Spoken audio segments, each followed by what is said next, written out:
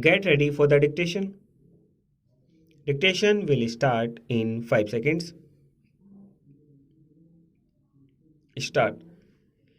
There is no doubt whatever that in the interests of human civilization, these weapons should not only be banned but destroyed. The question is who is going to take the risk?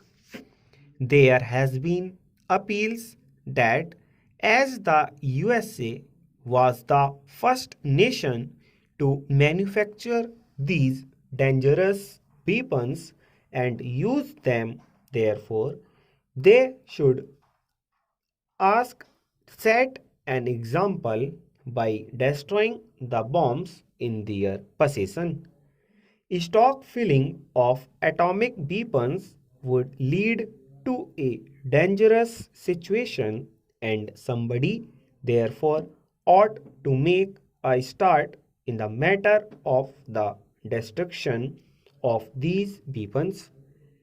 If moral standards are to the guiding factor, it will be a great help to humanity.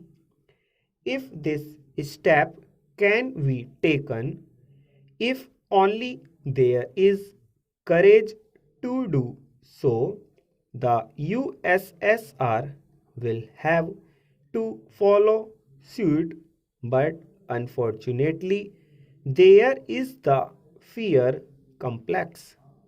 Most nations want to protect themselves and want to guard themselves against any supervised surprise attacks by the other side.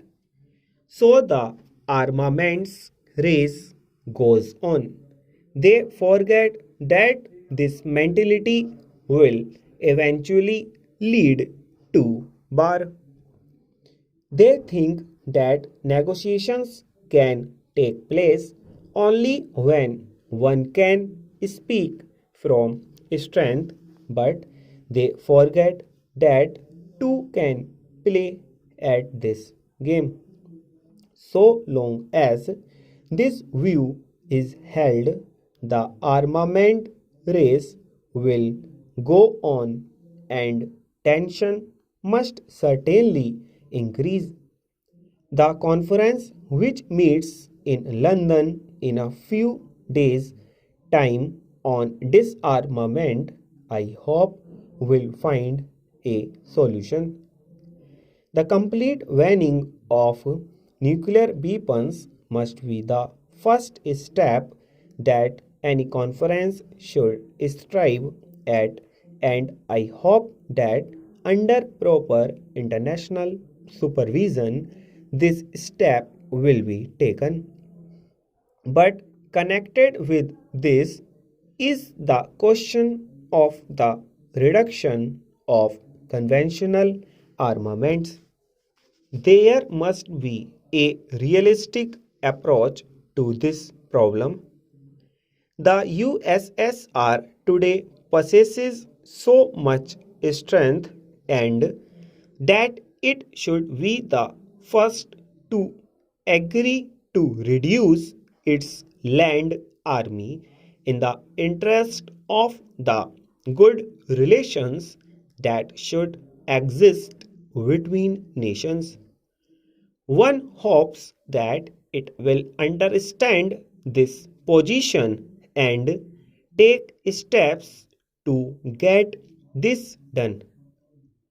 I am glad that the Atomic Energy Commission of the United Nations has recognized that India has a part to play in its field and has asked our leading nuclear scientist Dr. Bhava to preside over the conference proposed to be held at Geneva. The USSR has promised to show how she has been able to set up a nuclear plant producing electric power, but great steps have been taken in this connection also in the UK, and the recent report on atomic power placed as a white paper before the House of Commons shows that by about 1980 there will be about 12 to 13 stations working in various parts of the country to produce electricity and power for peaceful purposes. This is a great step, and our country will benefit by the steps that are being taken because our intention is to use atomic power for peaceful purposes. Stop.